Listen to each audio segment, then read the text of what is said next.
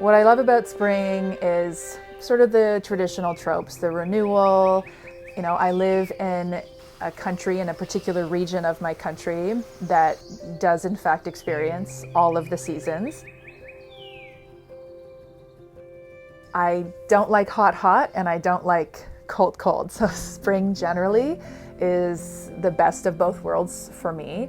And I will try and hit the greenhouses as soon as I possibly can, oftentimes too early.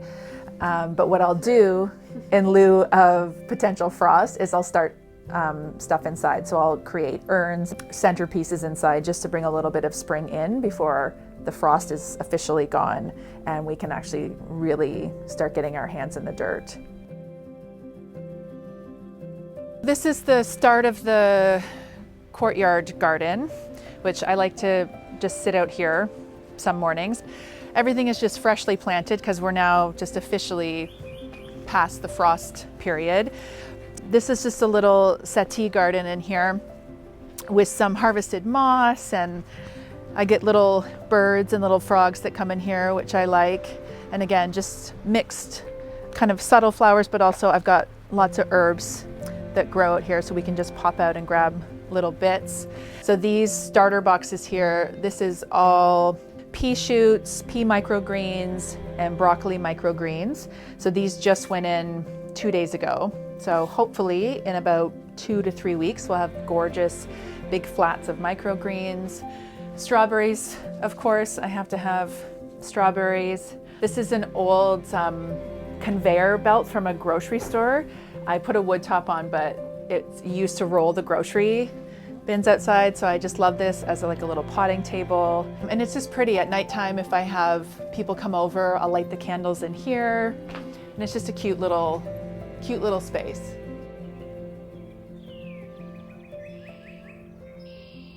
I really love being out in the garden, so I do actually reference a lot of garden books, and this is a new one here. This is actually someone I found kind of the modern way. He's an Instagram person out of England. What I like about his style of growing is it's very reminiscent of all of the lessons I learned about gardening, because not only did I study food in Italy, but I studied gardening, and I had quite a few really great teachers. I actually learned most of my gardening from the men, and I learned most of my cooking from the women. I am by no means an expert gardener, but a lot of what I learned from them I do here in my home garden and in the greenhouse here at the barn. We've got a mixture of herbs and the mini cucumbers here, which are great for pickling. And we've got more microgreens and more tomatoes here. Baby chard, and we've got a few of my baby lettuces coming up. However, I can see that the neighbors' cats have been in here digging around, or something's been in here digging around, but such is the case with rural gardening. And we've got more herbs still. Basil, of course, but perhaps definitely top 3 favorite. This is tarragon. I love it, and I use it in so many things. Yeah. In the mixed garden here, there's kind of a little bit of everything that's new planted. Sweet peas, I love them, but I always have to grow them year in and year out, simply as sort of a tribute to my mother. We had a great garden at home growing up, and I would just sit in the center of it and get absolutely filthy. And my favorite thing to do would just be to sit in the middle with my cats and eat all of the peas out of the shell, to where when my mom would eventually come to harvest them for something, there'd be none of them left. So I essentially do the same thing as a 40-something-year-old woman. I'll go out to check them, and then I'll just start pulling them off and eating them, and then they eventually never get to my dinner table. I have the absolute best customers. They're constantly leaving me gifts, which I love, and there's no better gift to give me than plants, especially vegetable plants and herbs. And one of my lovely customers brought me, I think, like 14 different heirloom tomato plants. And I have some around the culinary barn here, but we're going to take some others over to my raised beds in the garden, the house next door. But here's just a sample of some that we're putting in here. This is a lemon blush, And we've got some Armenian. Let's grab the rest of them and head on over to the garden.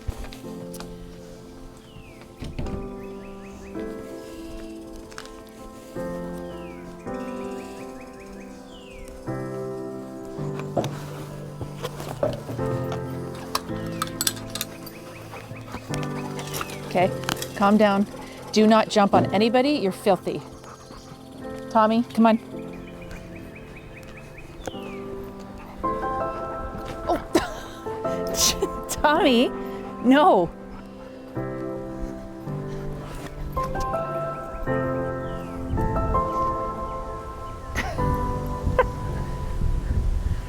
A couple of doofuses.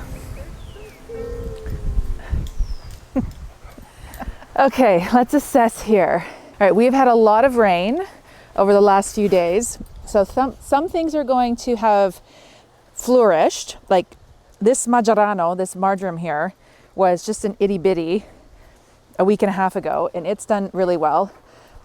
The salvia is doing really well.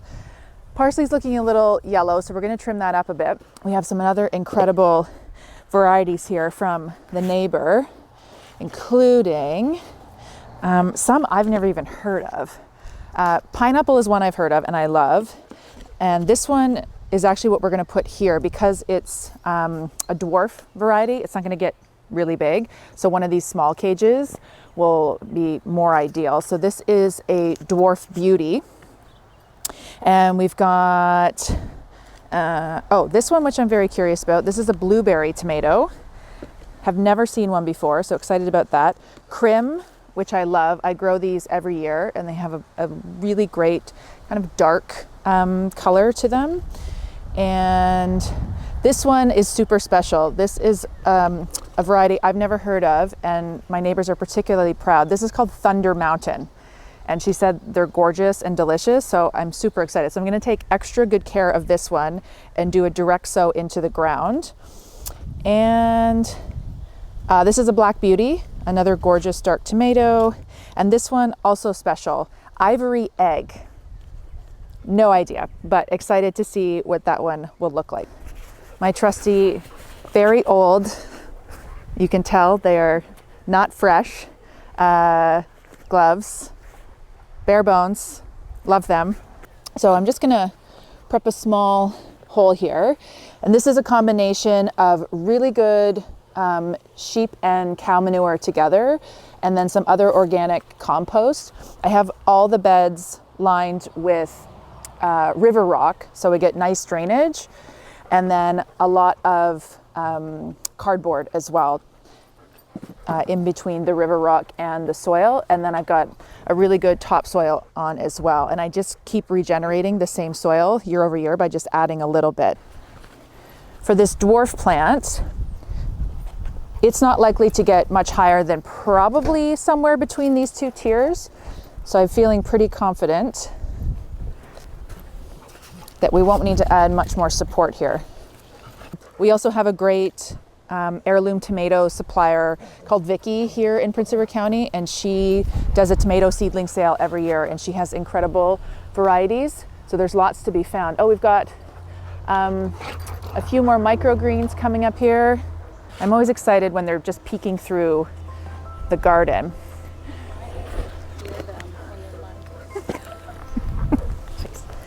Hey, guys. Hey, hey, hi, hi. Guys, Tommy, Joey.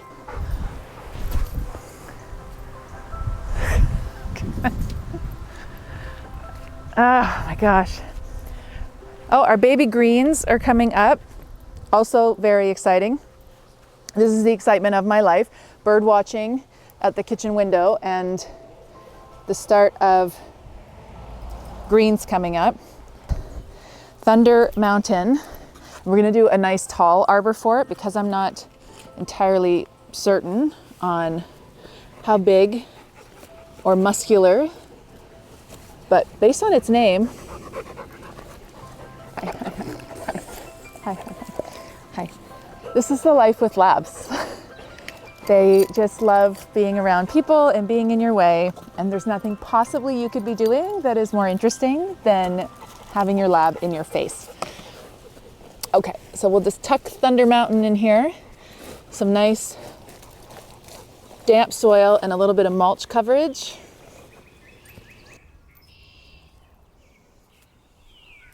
So I learned quite a bit about gardening from my mom, who always had a kitchen garden in our backyard. But I learned the finesse of gardening from a man named Bruno in Italy when I was living in Lombardia, in a small village outside of Cremona. And he was a master gardener, and he focused on biodynamic gardening, which is sort of a, I don't know, it's a fancy term in modern times, but it's very antiquated style of gardening with planting things together or near each other, which I do a lot of in the raised beds. But he also showed me a technique of when he sowed his tomato plants direct into ground. He did use arbors from time to time, but he also liked to use natural tree structures for the vines to grow up. As these get a bit taller, I will use a little bit of string to start coaxing them up. And this baby tree here, as well as its bamboo support, will help the tomato grow upwards instead of falling over. A tomato sandwich is one of my absolute favorite things to make in the summer, and a pineapple tomato is great. It doesn't have a pineapple flavor per se. It's very big. It's kind of wild looking in the shape it takes on, and it has a little bit of like a golden yellow hue that mixes in with the red. It's really beautiful, particularly when you cut it open on the inside. Stay.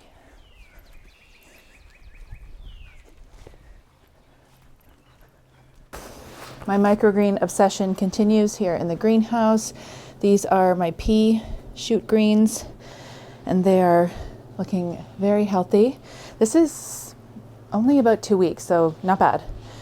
And then these are our spicy radish greens in here, which I love on a salad and a sandwich. So this is another, learned it in Italy, not that interesting or nouveau, or you're not learning anything here, but starting plants, especially some tomato plants, letting them get a little bigger in a slightly smaller vessel before I transfer them to a terracotta pot, is we go through a lot of tomatoes. So using a tomato can, super effective, reusable vessel for all different kinds of plants, but tomatoes is very apropos. All right, so just gently nestle this ivory egg heirloom tomato. I am very excited. I learned so many lessons in Italy about tomatoes. Obviously they're taken really, really seriously, the growing. Bruno probably, again, taught me the most. He was the head gardener of the family. He would be out at the crack of dawn, and he would be out all day till 8 o'clock at night. He was well into his 80s, and he could handle far more gardening tasks than I could. But also he had great instinct for vegetables, particularly in growing vegetables, which I have instincts for a lot of food and cooking and baking. Didn't always have the best instincts for gardening. It's something that I really actually had to study and learn a little bit more about. But tomatoes, I think, take more care than a lot of people think they need. They actually need to be babied. And every morning he would go out and talk to them. I actually have picked that up. I talk to plants and food a lot, probably sometimes more so than I might talk to humans. Tomatoes in particular are quite tender and can be very finicky. Their soil is particularly important, and as I mentioned earlier, they like to grow around certain things. Basil and beets being things that they actually like to grow around. But in terms of their overall care, checking them every day for any type of blight or bugs. Around here, we get these really large green slugs that are kind of impressive to look at, but not great for your plants. So much so that you have to flip the leaves over and pluck them off by hand. But the most important lesson I learned from him, which is not something that my mom taught me growing up with tomatoes, is as new shoots come up on your tomato plants. Here's a good example. If you have one that comes up in the center here, you want to pluck that off pretty much anywhere in the areas here where you see new growth. You want to pluck those out, because essentially what they do is they'll never actually flower. They just take energy away from the larger leaves that will produce flowers and then eventually fruit. And this is not necessarily an everyday task, but every 2 or 3 days, just going through and plucking out any new little leaves that pop up so that all of their energy goes to the fruit. And beware, if you do that without gloves on your hands, you'll have that very distinct tomato leaf smell, which I really love. It actually very much reminds me of my mom, that smell, because we grew a lot of tomatoes. I'd like it noted I tried to be restrained, but when people drop off plants, what am I gonna do? You don't say no. That's like saying no to somebody feeding you food. So yes, I will take the plants and I will find some patch of dirt somewhere to grow them.